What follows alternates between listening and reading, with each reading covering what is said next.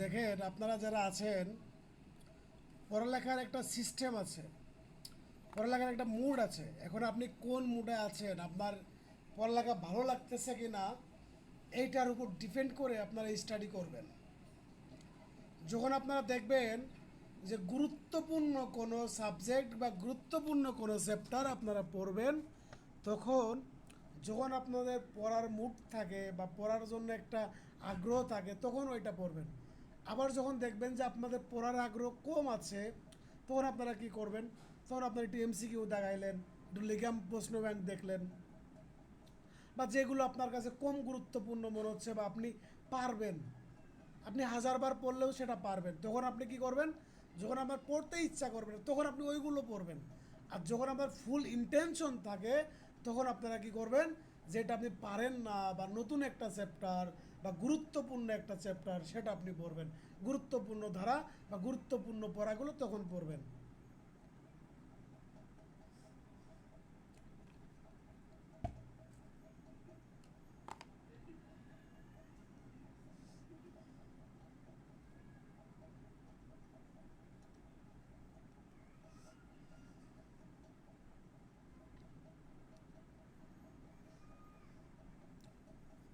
আমি আর 1 মিনিট অপেক্ষা করব। সাবিনা একটা গ্রুপে এসএমএস করেন বা অন্য যে কোনো একজন একটা গ্রুপে এসএমএস করেন, তারপরে ক্লাস শুরু করবো আবার।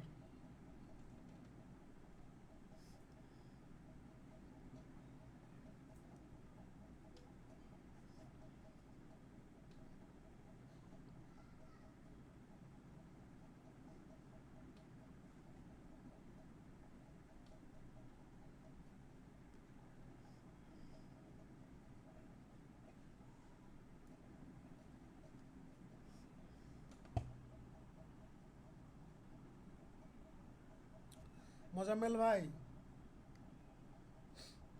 মোজাম্মেল ভাই, আপনি ভালো আছেন?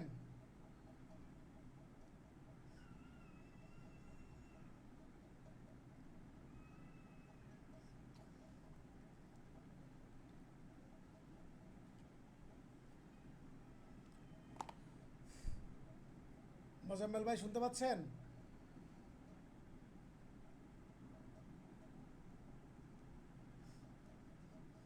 ফারহানা হক শুনতে পাচ্ছেন?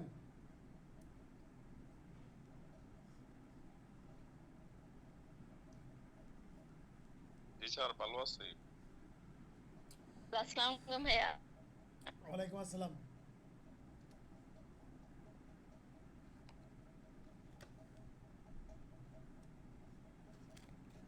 মনোযোগ সহকারে আপনারা ক্লাস করেন, ক্লাস বোঝার চেষ্টা করেন।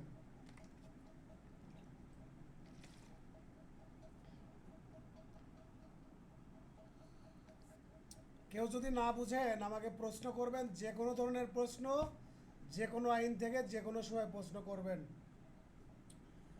অনেক টিচার আছে যে তারা আসলে আপনার প্রশ্ন করতে দেয় না। আমরা একাডেমিক লাইফে অনেক টিচার পেয়েছি, এরকমের টিচারও পেয়েছি, তার কাছে প্রশ্ন করলে বলতো যে তোমার অমুক ভাইয়ের কাছ থেকে শুনে নিও। সুতরাং আপনারা প্রশ্ন করতে দ্বিধাবোধ করবেন না, আর স্টাডির ক্ষেত্রে মানে পড়ালেখার ক্ষেত্রে আপনারা লজ্জা পাবেন না। এটা হচ্ছে আপনাদের কাছে অনুরোধ। পড়ালেখা, বয়স এবং লজ্জা কোনোটাই বাধা হইতে পারে না। সুতরাং পড়ালেখার ক্ষেত্রে আপনারা কখনোই লজ্জা পাবেন না। আচ্ছা, আমি 12 ধারাতে চলে যাব। যে সকল বিষয় ক্ষতি নির্ধারণ করতে আদালতকে সক্ষম করে তোলে তা প্রাসঙ্গিক। এই 12 ধারা গুরুত্বপূর্ণ না, শুধুমাত্র যে টাইটেলটা আছে এইটা, আমি যে এই লাইনটা বললাম এইটা শুধুমাত্র আপনারা একবার বা দুইবার পড়বেন, এখান থেকে প্রশ্ন আসার কোনো সম্ভাবনা নাই।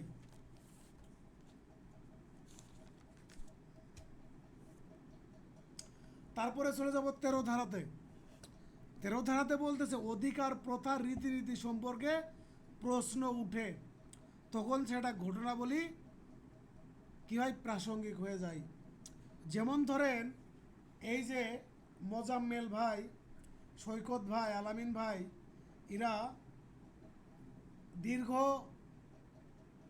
40 বছর যাবৎ একটা কুয়া ব্যবহার করতেছে। কুয়া তো চিনেন, কুয়াতে কি ওঠায়, পানি উঠায়, কুয়াতে পানি সংরক্ষণ করে, সেই পানি কি করে ব্যবহার করে, সেই পানি ব্যবহার করে। এবং ওই কুয়াটা ধরেন 200 বছর ধরে কি করছিল, চলমান ছিল। 200 বছর যাবৎ ওই কুয়াটা ব্যবহার করছিল।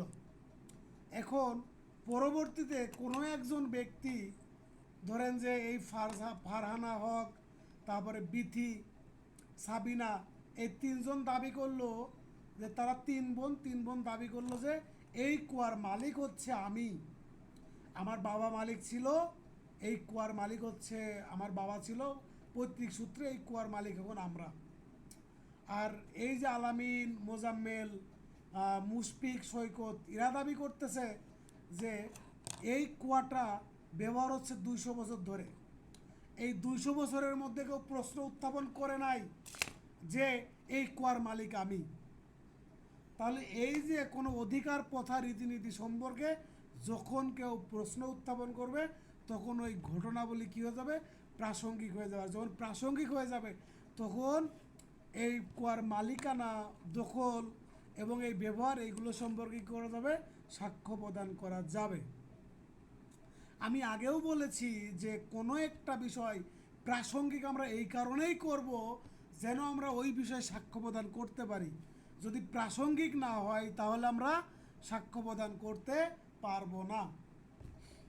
এইবার চলে যাব আমি 14 ধারাতে। যে সকল ঘটনা মনের এবং দেহের অবস্থা, মনের এবং দেহের অবস্থা বা দৈহিক উপলব্ধির অস্তিত্ব প্রদর্শন করে সেগুলো কি প্রাসঙ্গিক, সেগুলো প্রাসঙ্গিক।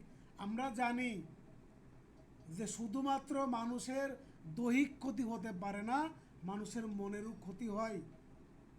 Mind is a subject matter. Mind কি হইতে পারে, সাবজেক্ট ম্যাটার হইতে পারে। দেহ যেরকমের মানুষের সাবজেক্ট ম্যাটার, আপনার মাইন্ডও সাবজেক্ট ম্যাটার। যেমন ধরেন কোনো ব্যক্তির সুনাম, কোনো ব্যক্তির সুনাম,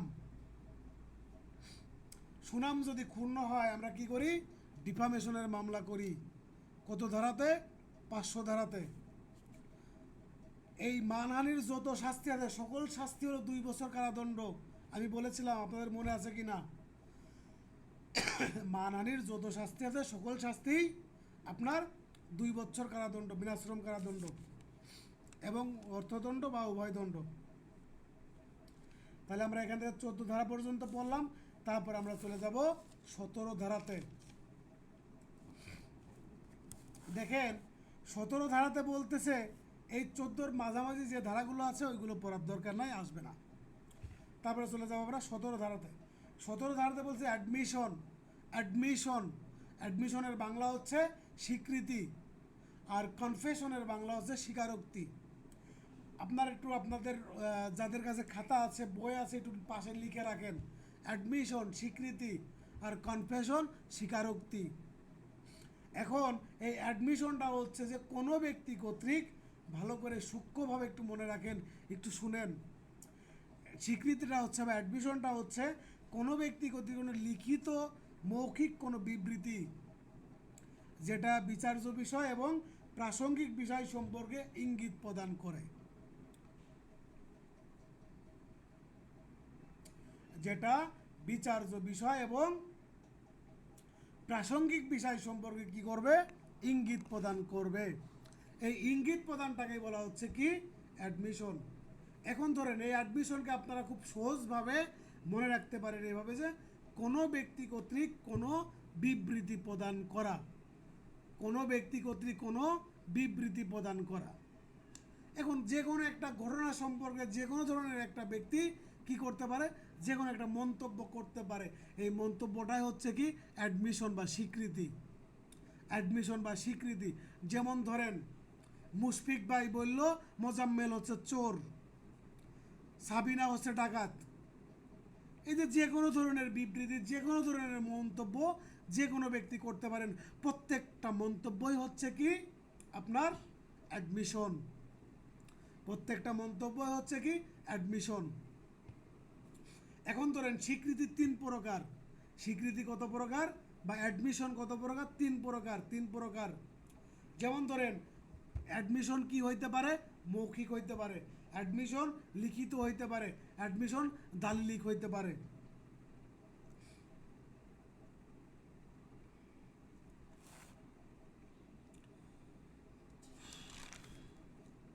এবার 18 ধারাতে চলে যান।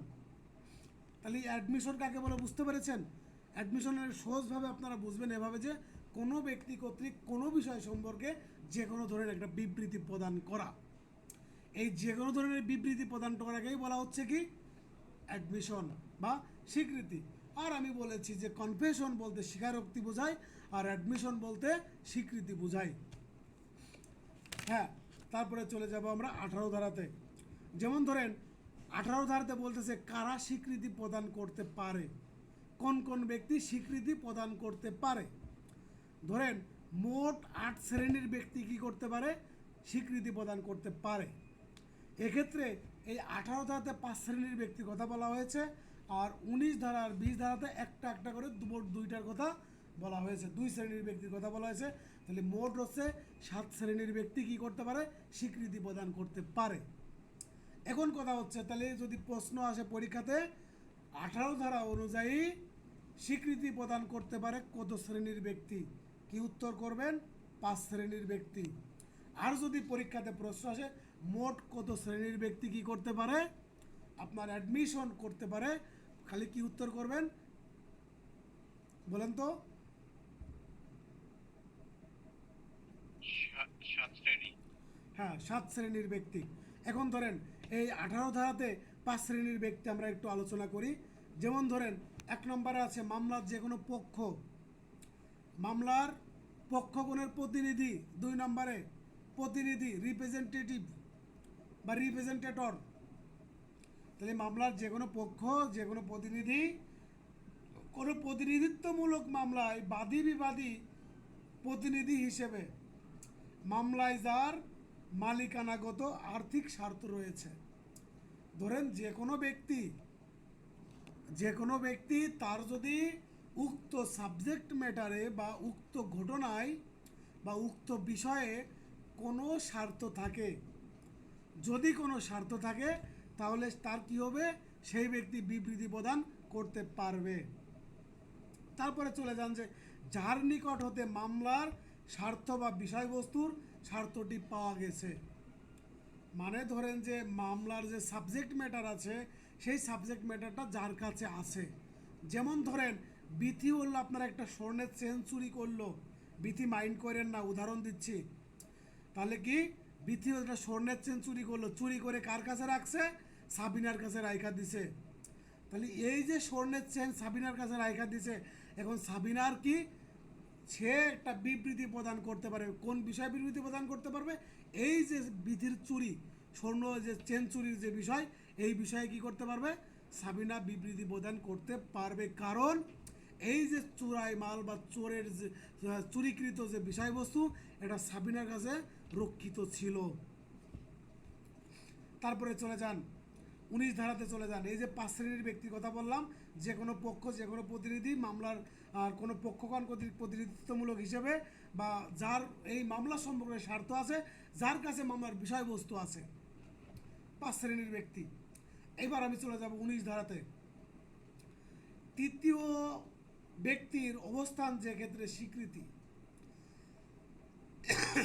কোনো মামলার তৃতীয় পক্ষ, কোনো মামলার তৃতীয় পক্ষ সেই তৃতীয় পক্ষের বিবৃতি, সে বিবৃতি প্রদান করতে পারবে। তার সেই বিবৃতিটাও কী হবে? অ্যাডমিশন হিসাবে গ্রহণ করা যাবে বা গ্রহণ হবে। 20 ধারাতে চলে যায়, এখান থেকে আর বেশি পড়ার দরকার নাই। তারপরে 20 ধারাতে চলে কোনো পক্ষের প্রকাশ্য অনুমতিতে তৃতীয় পক্ষের বিবৃতি। আপনি যদি 19 নম্বর যদি বুঝতে পারেন, 19 নম্বর ধারা যদি বুঝতে পারেন, তাহলে 20 নম্বরও বুঝবেন, যে কোনো পক্ষের নিকট থেকে অনুমতি প্রাপ্ত হয়ে তৃতীয় কোনো ব্যক্তি যদি কোনো বিবৃতি দেয়, সেই বিবৃতিটাও কী হবে? অ্যাডমিশন হিসাবে গ্রহণ করা যাবে। এটা হলো 20 ধারাতে। তারপরে আমি চলে যাব 21 ধারাতে চলে যাব। দেখেন, কতিপয় ক্ষেত্র ব্যতীত স্বীকৃতি নিজের বিরুদ্ধে প্রমাণ করা যায়, পক্ষে নয়। স্বীকৃতি সাধারণত কি করা যায়? নিজের বিপক্ষে প্রমাণ করা যায়, পক্ষে প্রমাণ করা যায় না। স্বীকৃতি পক্ষে প্রমাণ করা যায় না। প্রমাণ করা যায় কিভাবে? নিজের বিপক্ষে। যেমন ধরেন,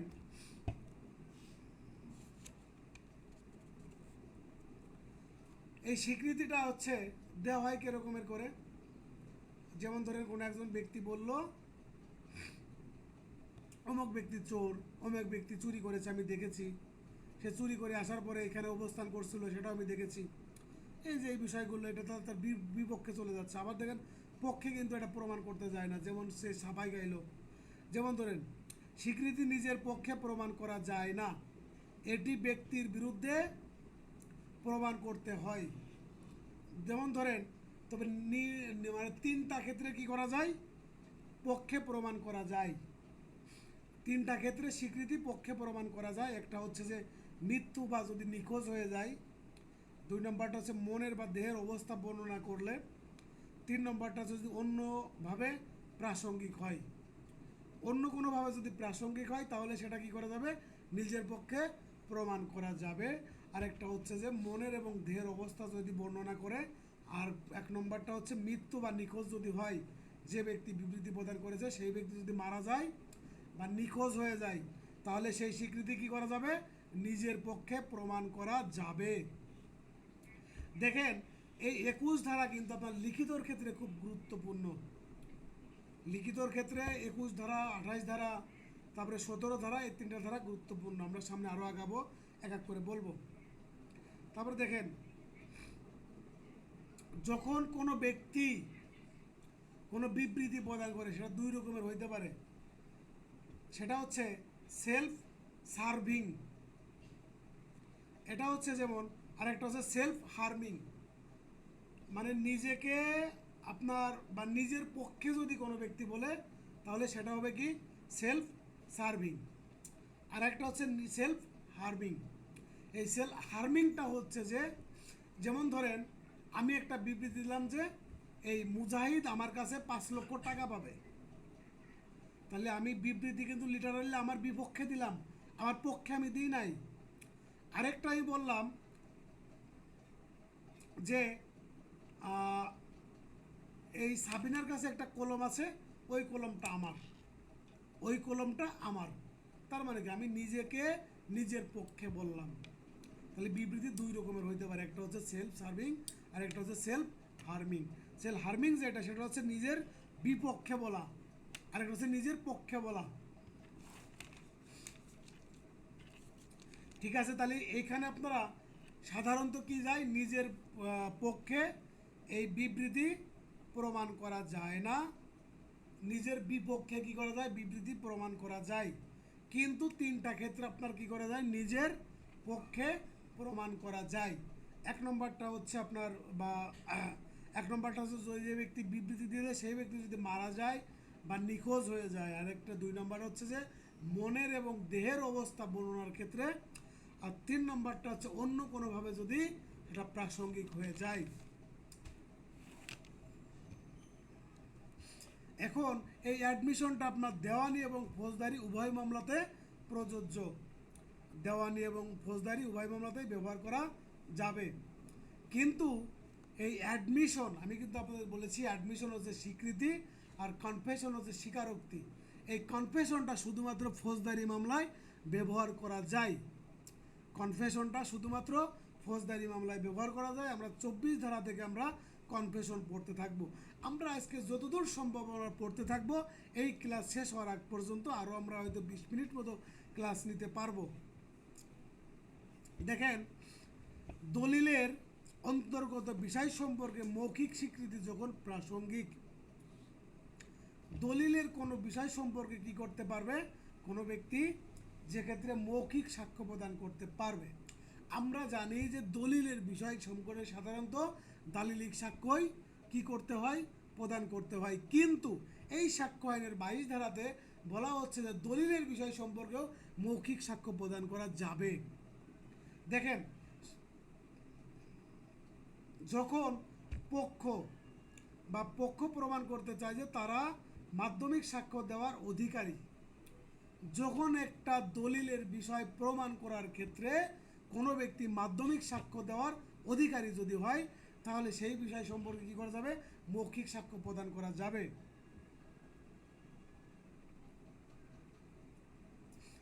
আর 2 নম্বরটা দেখেন, দলিলের যথাযথতা সম্পর্কে প্রশ্ন যদি উঠলে যে এই দলিলটা খাঁটি কি মিথ্যা, এই দলিলটা সঠিক নাকি ভুল, এটা কি খাঁটি দলিল নাকি জাল দলিল, এই ধরনের যদি কোনো প্রশ্ন ওঠে সেই ক্ষেত্রে কী করা যাবে, মৌখিক সাক্ষ্য প্রদান করা যাবে।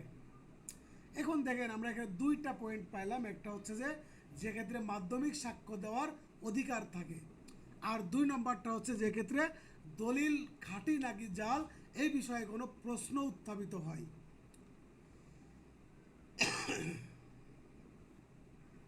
22-এর ক ধারা আছে, এটা জাস্ট একবার শুধু আপনারা টাইটেলটা পড়ে নেবেন, ভিতরে পড়ার দরকার নাই। তারপর দেখেন 23 ধারাতে চলে যান। দেওয়ানি মামলার ক্ষেত্রে স্বীকৃতি প্রাসঙ্গিক, দেওয়ানি মামলার ক্ষেত্রে স্বীকৃতির অপ্রাসঙ্গিকতা, দেওয়ানি মামলার ক্ষেত্রে স্বীকৃতির অপ্রাসঙ্গিকতা, 2টি ক্ষেত্রে আপনার কি হবে, দেওয়ানি মামলার ক্ষেত্রে স্বীকৃতি প্রাসঙ্গিক হবে। দেখেন, যদি স্বীকৃতিটি এই সূত্রে দেওয়া হয় যে উক্ত স্বীকৃতি সম্পর্কে কোনো সাক্ষ্য দেওয়া হবে না, কোনো সাক্ষ্য প্রদান করা হবে না। আর 2 নম্বরটা হচ্ছে আদালতের নিকট প্রতীয়মান হয় যে পক্ষদ্বয়ের মধ্যে এরূপ চুক্তি সংগঠন হয়েছে যে তারা এই স্বীকৃতি সম্পর্কে কোনো সাক্ষ্য দিবে না। ধরেন, আপনি একটা জবানবন্দি কোর্টে দিলেন, জবানবন্দিটাকে জেরা করতে হবে না?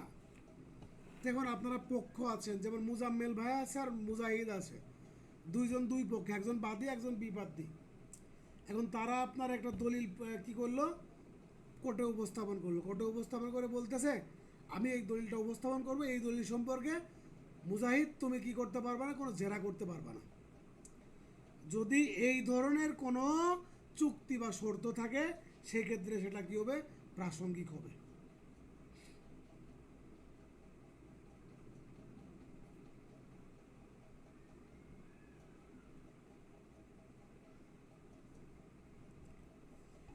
তাহলে দেখেন যে আমরা পাইলাম যে 2টা ক্ষেত্রে এই সাক্ষ্য আইনের কি, এই 23 ধারাতে দেওয়ানি মামলার ক্ষেত্রে কি হবে, এই স্বীকৃতি অপ্রাসঙ্গিক হবে। যে ক্ষেত্রে সাক্ষ্য দেওয়া যাবে না, যে ক্ষেত্রে শর্ত থাকে যে সাক্ষ্য দেওয়া যাবে না। তাহলে এখানে লিটারালি প্রশ্ন চলে আসতেছে, তাহলে কোন ক্ষেত্রে প্রাসঙ্গিক হবে? তাহলে যে ক্ষেত্রে সাক্ষ্য দিতে পারবে সেক্ষেত্রে প্রাসঙ্গিক হবে, যে ক্ষেত্রে জেরা করতে পারবে সেক্ষেত্রে প্রাসঙ্গিক হবে। আর যে ক্ষেত্রে সাক্ষ্য দিতে পারবে না, যে ক্ষেত্রে শর্ত নাই, সেক্ষেত্রে অপ্রাসঙ্গিক, সেক্ষেত্রে প্রাসঙ্গিক। আর যদি সাক্ষ্য দিতে পারবে না আর যে ক্ষেত্রে শর্ত থাকে সেক্ষেত্রে কি থাকবে, সেটা অপ্রাসঙ্গিক। এবার আমি চলে যাব 23 ধারার পরে 31 ধারাতে। 31 ধারাতে বলতেছে স্বীকৃতির চূড়ান্ত প্রমাণ নয়, তবে প্রমাণে বাধাস্বরূপ। এই ধারাতে, এই 31 ধারার শুধুমাত্র আপনারা কি পড়বেন, টাইটেল পড়বেন, ইংরেজি এবং বাংলা টাইটেল পড়বেন। এটার এই টাইটেল পুরোটাই মুখস্থ করবেন। Admission not conclusive proof but maybe stop, maybe stop. এই 31 ধারা থেকে আপনাদের প্রশ্ন আসার সম্ভাবনা অনেক বেশি। এই 31 ধারার ভিতরে পড়ার দরকার নাই, শুধুমাত্র টাইটেল পড়বেন, শুধুমাত্র টাইটেল পড়বেন, দ্যাটস এনাফ। দেখেন, স্বীকৃতি চূড়ান্ত প্রমাণ না, এটা প্রমাণে বাধাস্বরূপ, প্রমাণে বাধাস্বরূপ।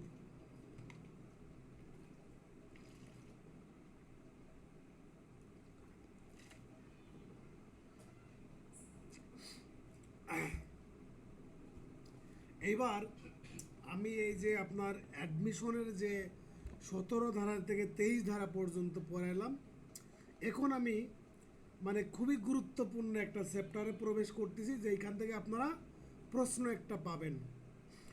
এই 24, 25, 26, 27 ধারা, এই ধারাগুলো থেকে আপনারা প্রশ্ন পাবেন, মিনিমাম একটা প্রশ্ন পাবেন। এখন আমি চলে যাব কনফেশনে। কনফেশন কাকে বলে? কনফেশনের বাংলা কি? কনফেশনের বাংলা হচ্ছে স্বীকারোক্তি। কনফেশন দুই প্রকার, একটা হচ্ছে জুডিশিয়াল কনফেশন, একটা হচ্ছে এক্সট্রা জুডিশিয়াল কনফেশন। একটা হচ্ছে জুডিশিয়াল কনফেশন। কনফেশন শব্দের অর্থ আরেকটা ভাইয়া দোষ স্বীকার হতে পারে না? অবশ্যই হইতে পারে দোষ স্বীকার, স্বীকারোক্তি দোষ স্বীকার অবশ্যই সেম, দুটা সেম একই জিনিস।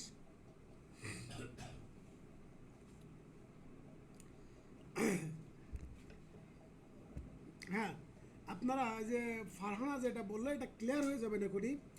কনফেশন বলতে কি বোঝায়, আমি কনফেশন কাকে বললে আমি এটা বলে তারপরে আমি কনফেশন কত পারে সেদিকে যাব। কনফেশন হচ্ছে, যেমন ধরেন কোনো একজন ব্যক্তি কোনো অপরাধ করেছে, কোনো অপরাধ করেছে, অপরাধ করে এসে পরবর্তীতে তার উপলব্ধি হয়েছে, উপলব্ধি হওয়ার পরে সে স্বীকার করে নিচ্ছে যে আমি ভুল করেছি, আমি অপরাধ করেছি, আমাকে ক্ষমা করে দাও। সে ক্ষমা চাচ্ছে না, দরকার নাই, মানে সে স্বীকার করতেছে যে আমি অমুককে আমি এইভাবে মেরেছি, এইভাবে আমি বিষ খাওয়াইছি, এইভাবে প্ল্যান করেছিলাম, এইখান থেকে বিষ কিনেছি, দুধের সাথে আমি বিষ মিশাইছি, বিষ মিশাই তারপরে রাতে যখন ঘুমাইতে যাবে তার আগে দুধ দিয়েছি, পরে খেয়ে মারা গেছে। এই যে স্বীকারোক্তি, মানে কোনো ব্যক্তি কর্তৃক যদি কোনো নিজের দোষ স্বীকার করে বা অন্যের দোষ স্বীকার করে, সেটা হচ্ছে কি কনফেশন। এখন ধরেন এই যে জুডিশিয়াল কনফেশন, দেখেন এই দোষ স্বীকার যখন আদালতের নিকট দিবে বা আদালতের কাছে দিবে বা ম্যাজিস্ট্রেটের কাছে দিবে, তখন সেটাকে আমরা বলবো জুডিশিয়াল কনফেশন, জুডিশিয়াল কনফেশন। আর এই দোষ স্বীকারটা যখন করবে এই আদালত ব্যতীত যে কোনো ব্যক্তির নিকট, সেটাকে আমরা বলবো extra judicial confession, extra judicial confession. তাহলে এই এক্সট্রা জুডিশিয়াল কনফেশন কার নিকট দিতে পারে? পুলিশের কাছে দিতে পারে, তারপরে আপনার ডক্টরের কাছে দিতে পারে, একজন ভ্যান চালকের কাছে দিতে পারে, একজন রিক্সা চালকের কাছে দিতে পারে, একজন ট্রাক ড্রাইভারের কাছে দিতে পারে, বা একজন সাধারণ মানুষের কাছে দিতে পারে। তাহলে আমরা দেখলাম যে এক্সট্রা জুডিশিয়াল কনফেশন হচ্ছে যে কোনো ব্যক্তির কাছে দেওয়া যায়, আর জুডিশিয়াল কনফেশনটা শুধুমাত্র আদালতের কাছে দিতে হবে, শুধুমাত্র ম্যাজিস্ট্রেটের কাছে দিতে হবে। এই কনফেশনটা আপনার ফৌজদারি কার্যবিধির 164 আপনার কি করা হয়, প্রদান করা হয়, আর এটা রেকর্ড করা হয় বা লিখিত করা হয় 364 ধারাতে। এখন দেখেন, তাহলে আপনারা আশা করি বুঝতে পেরেছেন যে জুডিশিয়াল কনফেশন কাকে বলে আর এক্সট্রা জুডিশিয়াল কনফেশন কাকে বলে। এখন আমি বলবো রিট্রাক্টেড কনফেশন। রিট্রাক্টেড কনফেশন কাকে বলে? যেমন ধরেন আমাদের একটা মামলা আছে, সেটা হচ্ছে ডাকাতি করতে গিয়ে খুন করেছে। ডাকাতি করতে গিয়ে খুন করেছে, সেই আসামিটা তার 164 করা আছে, মানে আপনার দোষ স্বীকার করা আছে। আমি নিজে প্রায় 6-7 বার শুনানি করেছি, কিন্তু জামিন করাইতে পারি নাই। এখন যেহেতু সে দোষ স্বীকার করেছে, মানে সে ডাকাতি করতে গিয়েছিল, ডাকাতি করতে গিয়ে পরে যারকে ডাকাতি করতে গিয়েছিল তাকে হত্যা করেছে। আমি 6-7 বার মতো শুনানি করেছি। মানে লাস্ট যেবার শুনানি করলাম, বিচারক একদম মানে জামিন দিয়ে দিবে ভাবে, মানে বিচারকে একটু ডাইভার্ট করে বা ইমোশনাল করে ভাবছিলাম যে জামিন নিতে পারবো। কিন্তু পরবর্তীতে পিপি সাহেব যে ছিলেন সে আসলে বাধা দিল এবং বলল যে আসামি এই সেম নেচারের, তার আরও অপরাধ আছে, সেম নেচারের আরও অপরাধ আছে, শুধুমাত্র এই কথার উপর ভিত্তি করে বিচারক জামিন দিল না। এখন আমি এখানে আসলাম এই কারণে, দেখেন কনফেশনটা হচ্ছে কি কোনো দোষ স্বীকার করা। যে ব্যক্তি দোষ স্বীকার করেছে, এখন দোষ স্বীকার করার পরে পরবর্তীতে বলতেছে যে আমি দোষ স্বীকার করেছি পুলিশের হুমকিতে, পুলিশ আমাকে মেরেছিল, পুলিশ আমাকে ভয় দেখিয়েছিল, এই মারার জন্য ভয় দেখানোর কারণে আমি দোষ স্বীকার করেছি, আমি তাকে মারিনি, আমি এই যে বিবৃতি প্রদান করেছিলাম সেটা আমি প্রত্যাহার করে নিলাম। এই যে এক সময় সে বলতেছে আমি তাকে হত্যা করেছি, পরবর্তীতে বলতেছে না আমি মিথ্যাভাবে আমাকে ভয় দেখায় কনফেশন নেওয়া হয়েছে, আমি এটা প্রত্যাহার করলাম, বা আমি তাকে হত্যা করি নাই। এইটাই হচ্ছে আপনার রিট্রাক্টেড কনফেশন, মানে একবার দোষ স্বীকার করে পরবর্তীতে সেটা প্রত্যাহার করে নেওয়া। এই প্রত্যাহারটা কি করবেন? প্রত্যাহারটা হচ্ছে আপনার বিচারিক আদালতে ট্রায়াল কোর্টে আবেদন করবেন। এই আবেদনটা কখন করবেন? কনফেশন দেওয়ার পর যত দ্রুত সম্ভব, অনাবশ্যক বিলম্ব ব্যতীত, বিলম্ব ছাড়া আপনি এই কনফেশনটাকে আপনি প্রত্যাহার করতে পারবেন। তবে কথা হচ্ছে যদি আপনি বিলম্ব করেন, যদি লেট হয়ে যায়, তাহলে আর এটা আপনি প্রত্যাহার করতে পারবেন না। তাহলে আমরা রিট্রাক্টেড কনফেশন বলতে কি বুঝবো? যে যদি কোনো আসামি একবার সে দোষ স্বীকার করেছে, দোষ স্বীকার করার পরে পরবর্তীতে বলল যে আমি এই দোষ স্বীকারটা, আমাকে মেরেছিল, আমাকে ভয় দেখিয়েছিল, আমাকে হুমকি দিয়েছিল, এই কারণে আমি দোষ স্বীকার করেছি, আমি এই দোষ স্বীকারটাই মানছি না, বা আমি এই দোষ স্বীকারটা আমি মন থেকে দিই নাই। এই যে একবার দোষ স্বীকার করে পরবর্তীতে উইথড্র করে নেওয়া, এটা হচ্ছে কি রিট্রাক্টেড কনফেশন। তারপরে ধরেন কনফেশন আপনার আরও কয়েক প্রকারের আছে। ইনকালপেটরি কনফেশন আর এক্সকালপেটরি কনফেশন। ইন মানে ভিতরে, আর এক্স মানে বাইরে। দেখেন ইন বলতে বোঝাচ্ছে নিজেকে জড়িয়ে, ইন নিজেকে জড়িয়ে, একটু আপনারা বোঝার চেষ্টা করেন যে ইনকালপেটরি কনফেশন, আমি একবার কনফেশন করলাম যে সৈকতদের বাড়িতে ডাকাতি হয়েছে, আমি কনফেশন দিচ্ছি, আমি কনফেশন দিলাম যে সৈকতদের বাড়িতে ডাকাতি হয়েছে, ডাকাতি করেছে সোহেল, মুশফিক, মুজাহিদ, আলামিন, মেহেদি হাসান, এইগুলো কি করেছে, এই কয়জন আমরা ডাকাতি করেছি। আবার আমি এই একই ঘটনায় কনফেশন দিলাম যে এই সৈকতদের বাসায়, আমি সোহেল কনফেশন দিলাম যে সৈকতদের বাসায় ডাকাতি করেছে মুশফিক, মুজাহিদ, আলামিন আর হাসান। এখানে কিন্তু একবারও আমার নাম উল্লেখ করি নাই। যখন আমি আমার নাম উল্লেখ করব না, তখন সেটা হয়ে যাবে এক্সকালপেটরি কনফেশন, আর যখন আমি আমার নাম উল্লেখ করব তখন সেটা হয়ে যাবে ইনকালপেটরি কনফেশন। নিজেকে জড়িয়ে দোষ স্বীকার আর নিজেকে না জড়িয়ে দোষ স্বীকার। তারপরে দেখেন প্লেনারি কনফেশন। প্লেনারি কনফেশন, এই প্লেনারি কনফেশন যখন কোনো ব্যক্তি দিয়ে থাকে, এই প্লেনারি কনফেশন যদি কোনো ব্যক্তি দিয়ে থাকে তাহলে এই প্লেনারি কনফেশনের উপর ভিত্তি করে বিচারক পূর্ণাঙ্গভাবে রায় প্রদান করতে পারে। এই প্লেনারি কনফেশন বলতে পূর্ণাঙ্গভাবে দোষ স্বীকার বোঝায়। আরেকটা হচ্ছে নট প্লেনারি কনফেশন, অপূর্ণাঙ্গ দোষ স্বীকারোক্তি। মানে আমি মানে ডাকাতির কথাও বললাম, মানে অর্ধেক তথ্য দিলাম বা কিছু তথ্য দিলাম আর কিছু তথ্য দিলাম না, এটা হচ্ছে নট প্লেনারি কনফেশন।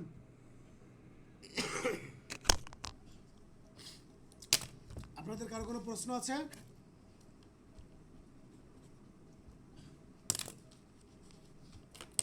কারো কোনো প্রশ্ন আছে?